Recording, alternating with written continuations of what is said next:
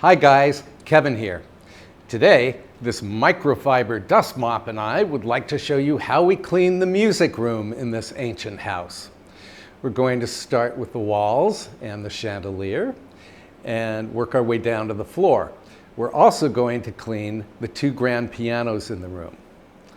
Afterwards, we might go to dinner and see a movie. Sound like a plan? Let's get started. First up, the chandelier. And this microfiber cloth does a great job of removing any cobwebs as well as any dust. Next, the walls. And this dust mop is telescopic, so I can make it considerably long. And that's a good thing because the walls in this room are like 12.5 or 13 feet. So here we go. This thing is great for removing cobwebs as well as dust. And it's very gentle on the wallpaper.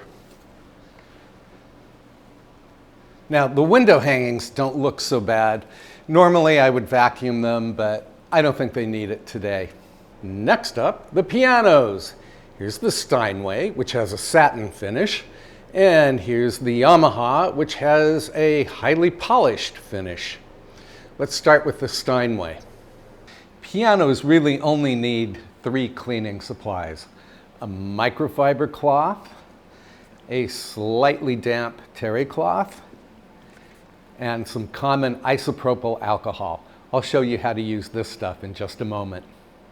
So we have to close the piano like this, and I have to move this lamp off. We'll just put that on the floor. Close the music rack, fold over the top, fold. This is called the fall board because it falls over the keys. And then we grab the microfiber cloth and go to town and just dust the whole thing, starting at the top as usual, and then working our way to the bottom, which means the legs and the pedals. By the way, this piano was built in 1929. It's a Steinway, and I really love it.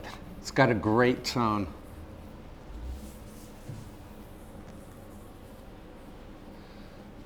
Just getting the legs done over here, and then I'll come back when I'm finished.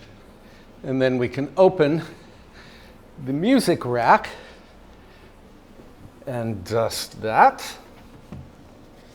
Dust, dust, dust. And we open the fall board, dust here, dust the sides by the keys.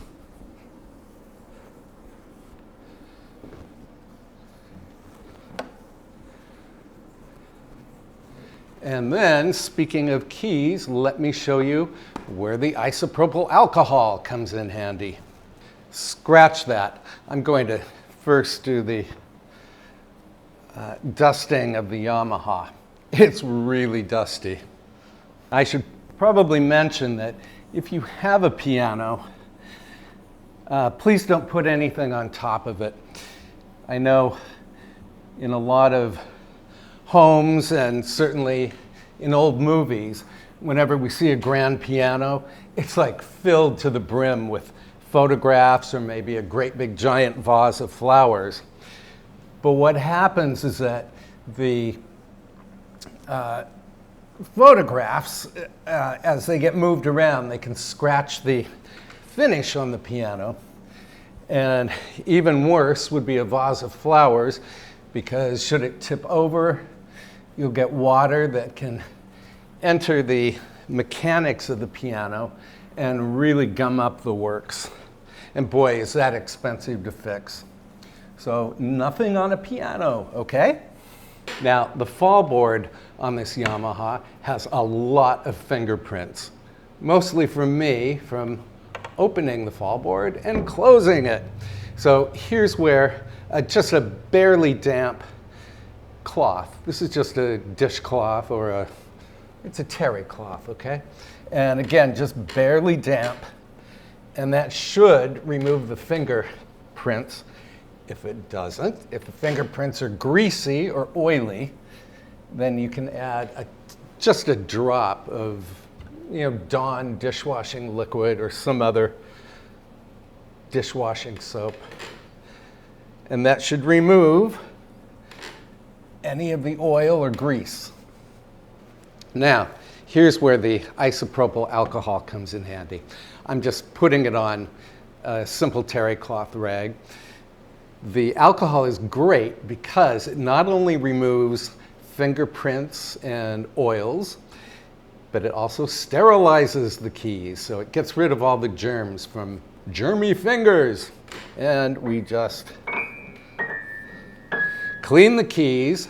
You can put a finger in the center of the cloth and get right down to the end of each key, as so. And also do the same for the black keys. And then when you're finished, do a glissando. Of course, once the keys are clean, you might as well play the instrument.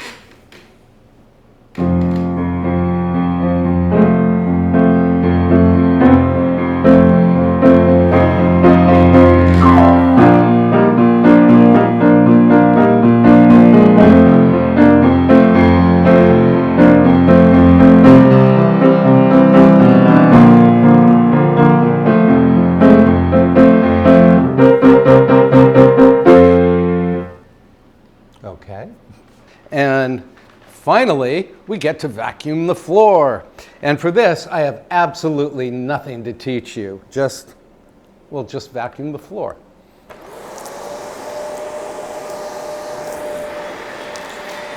And that, my friends, is how we clean the music room, minus the windows. Hungry? Want to see a movie? Thanks for watching.